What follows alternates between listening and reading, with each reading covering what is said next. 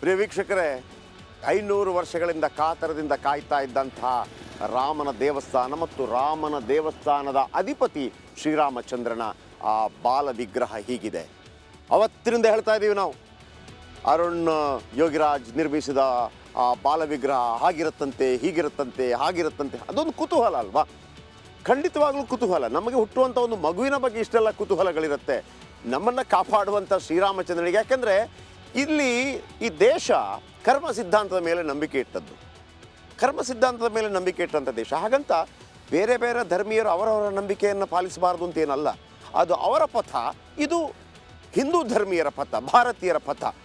ನೋಡಿ, ಆ ವಿಗ್ರಹದ ಮೇಲ್ಭಾಗದಲ್ಲಿ ಸೂರ್ಯ ಇದ್ದಾನೆ. ಯಾಕೆ ಸೂರ್ಯ ಇದ್ದಾನೆ? ಯಾಕೆ ಸೂರ್ಯ ಇದ್ದಾನೆ? ಯಾಕೆ ಭೂಮಿ ಇರಲಿಲ್ಲ ಅಥವಾ ಸೂರ್ಯ ಹಾಕಿದ್ದಾನೆ? ನನಗೆ ಪ್ರಶ್ನೆಗಳು ಬರ್ಬೋದು. ಸೂರ್ಯವಂಶದ ರಾಜ ಶ್ರೀರಾಮಚಂದ್ರ, ಸೂರ್ಯವಂಶದ ರಾಜ, ಇಕ್ಷ್ವಾಕು ವಂಶದ ರಾಜ, ರಘುವಂಶದ ರಾಜ.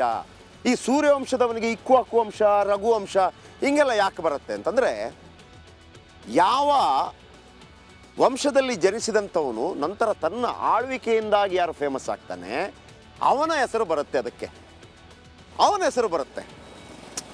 ಹಾಗೇನೆ ರಘುವಂಶ, ಇಕ್ಷ್ವಾಕು ವಂಶ, ಅವರೆಲ್ಲ ಇಕ್ಷ್ವಾಕು ರಾಜ, ರಘು ರಾಜ, ಅವರೆಲ್ಲ ಆಳದಂಥವರು. ಸತ್ಯ ಹರಿಶ್ಚಂದ್ರ ಇದೇ ಸೂರ್ಯವಂಶಕ್ಕೆ ಸೇರಿದವನು. ಹಾಗೇನೆ ದಶರಥ ಮತ್ತು ರಾಮ ಸೂರ್ಯವಂಶಕ್ಕೆ ಸೇರಿದವನು. ಆ ವಂಶ ಯಾವುದು ಅನ್ನೋದು ಬಹಳ ಮುಖ್ಯವಾಗಿರುತ್ತೆ. ಹಾಗಾಗಿ ಮೇಲ್ಭಾಗದಲ್ಲಿ ಆ ಸೂರ್ಯನನ್ನು ಬಹಳ ಮುಖ್ಯವಾಗಿಡಲಾಗಿದೆ. ಮತ್ತು ನೀವು ತಿರುಪತಿಗೆ ಹೋಗಿ, ಅಲ್ಲಿ ಹನುಮಂತನೂ ಇರ್ತಾನೆ, ಗರುಡನೂ ಇರ್ತಾನೆ.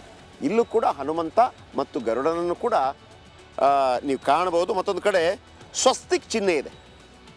ಈ ಸ್ವಸ್ತಿಕ್ ಚಿಹ್ನೆ ಯಾಕೆ ಇಟ್ಟಿರ್ಬೋದು ಅಂತ ತುಂಬ ಅನೇಕರಿಗೆ ಕೆಲವು ಕುತೂಹಲಗಳಿರ್ಬೋದು. ಸ್ವಸ್ತಿಕ್ ಚಿಹ್ನೆ ಯಾಕೆ ಅಂತ, 24 ತೀರ್ಥಂಕರರ ಪೈಕಿ, ಜೈನ ಧರ್ಮದ 24 ತೀರ್ಥಂಕರರ ಪೈಕಿ 22 ತೀರ್ಥಂಕರರು ಸೂರ್ಯವಂಶದವರು. 22 ತೀರ್ಥಂಕರು ಸೂರ್ಯವಂಶದವರು.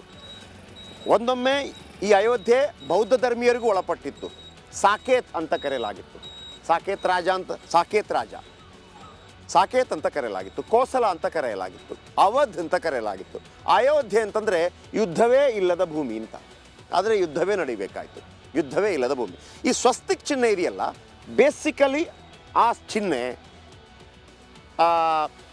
ಜೈನ ಧರ್ಮೀಯರಿಂದ ಬಂದಂಥ ಚಿಹ್ನೆ. ಅದು ಜೈನ ಧರ್ಮೀಯರಿಂದ ಬಂದಂಥ ಚಿಹ್ನೆ, ಬಹುಶಃ ಅದಕ್ಕಾಗಿರ್ಬೋದು ಅಂತ ಅಂದ್ಕೊಂಡಿದ್ದೀನಿ.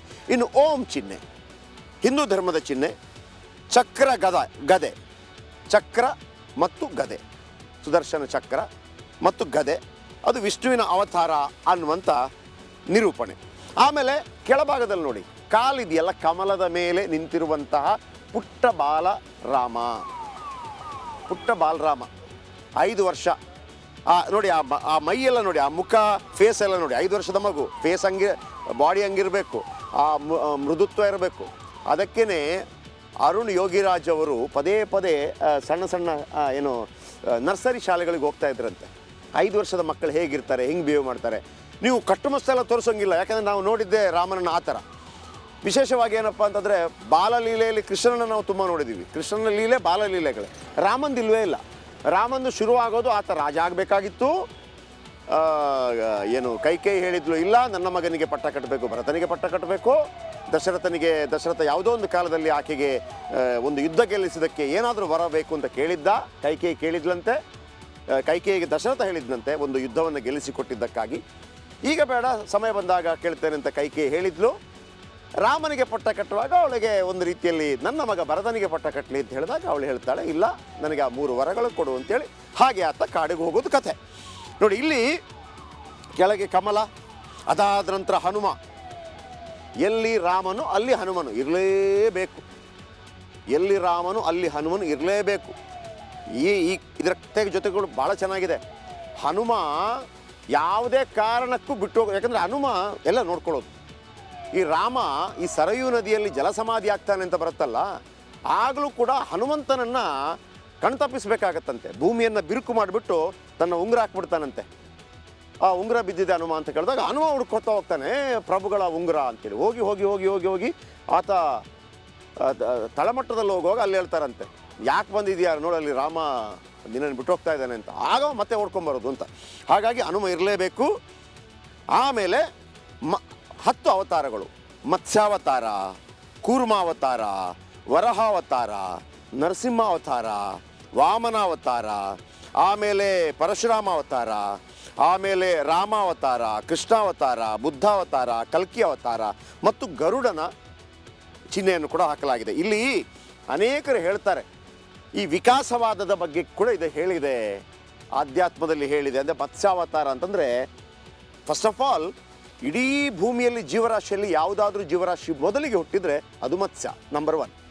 ಹಾಗೇನೇ ಯಾವ ರೀತಿ ಒಬ್ಬ ಮನುಷ್ಯ ರೂಪುಗೊಳ್ತಾನೆ ಅಂತ ಮೊದಲು ಮತ್ಸ್ಯದ ರೀತಿ ಇರುತ್ತೆ ಗರ್ಭದಲ್ಲಿ, ಆಮೇಲೆ ಅದು ಕೂರ್ಮಾವತಾರದ ರೀತಿಯಲ್ಲಿ, ಆಮೇಲೆ ವರಾಹಾವತಾರ ಮಣ್ಣು ತಿನ್ನೋದು ಈ ಮಕ್ಕಳದು, ಆನಂತರ ರೆಚ್ಚೆ ಕಟ್ಟೋದು ನರಸಿಂಹಾವತಾರ, ಆನಂತರ ಪರಿಪೂರ್ಣವಾದ ಮಗುವಾಗೋದು, ಆನಂತರ ಪರಶುರಾಮಂತರ ರೆಬೆಲ್ ಆಗೋದು, ಆನಂತರ ಒಳ್ಳೆ ವ್ಯಕ್ತಿ ಆಗೋದು, ಆನಂತರ ಎಲ್ಲ ರಸಿಕತನಿರುವಂಥ ಕೃಷ್ಣ ಆಗೋದು, ಎಲ್ಲವೂ ಕಲಿತ್ಕೊಂಡ ನಂತರ ಏನು ಎಲ್ಲ ಶಾಂತಿ ಅಂತ ಹೇಳುವಂಥ ಬುದ್ಧ ಆಗೋದು, ಕೊನೆಗೆ ಕಲ್ಕಿ ಅವತಾರ ಅನ್ನುವಂಥದ್ದು ಕೂಡ ಕೆಲವರು ಹೇಳುವಂಥದ್ದು ನಾನು ಕೇಳಿದ್ದೀನಿ. ನೋಡಿ, ಕಂಪ್ಲೀಟಾಗಿ ಈ ಪುಟ್ಟ ಬಾಲರಾಮ ನಮಗೆ ಈ ಥರ ಕಂಡು ಬರ್ತಾ ಇದ್ದಾನೆ. ಇವತ್ತು ಅದರ ಹೆಚ್ಚಿನ ಮಾಹಿತಿಗಳನ್ನು ಅಂದರೆ ಫೋಟೋ ಹೊರಗೆ ಬಂದ ನಂತರ ನೀವಿದನ್ನು ನೋಡ್ತಾ ಇದ್ದೀರಿ.